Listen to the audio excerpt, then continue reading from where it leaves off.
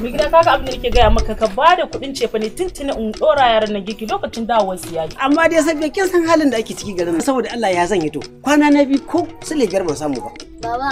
Na'am? Mama. Yanzu dai mun tashar da mun koshi. Taya? Ai Dr. Abdullahi Umar Ganduje ya sa an kaddamar mana da abinci mun ci mun koshi kuma ya ce duk makarantun Kano na firamare duk zai dinga ciyar da su yanzu. Gaba daya? Kwarai mako. Banda rigar da aka dinka ta makarantar kuma aka ce ilimin nan kyauta ne fa. Ai ko alhamdulillah.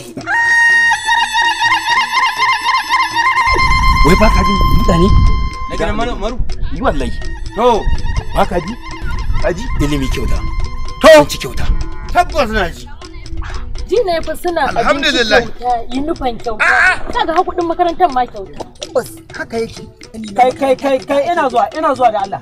Wai da gaske ne wannan maganganun da naji ana yi ilimi kyauta abinci da sutura duk kyauta ake wasu kayan makaranta. Suna faɗe? Ilimi kyauta kuma dole. Da ilimi da abinci Gaba ɗaya jihar Kano gaba ɗaya. kyauta wannan gwamnatin take bada.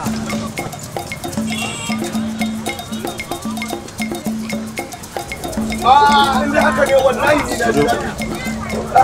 Madalla. Wannan abin ya mun daɗi wallahi. Yaya aka yi ilimi ya zama kyauta a ƙasar Kano? Abin da yake faruwa. Yanzu abokina yake yin waya. Ya ce mun gwamnan jihar Kano Abdullahi Umar Ganduje ya kaddamar da bada ilimi tun daga matakin firamare har zuwa jami'a. Kuma kyauta. ɗan ƙasa Allah ya taimake ka muna baka umarni ka je ka aiwatar da abin da muka tura ka ilimi kyauta gaskiya ne ciyarwa kyauta ɗan kaɗe ƙwarai ko uniform na 'yan makaranta firamare da sakandare kyauta wannan gaskiya ne ƙwarai dole ne ilimi dole in ji Dr. Abdullahi Umar Ganduje Gyara kin Gyara kin Gyara kin yawwa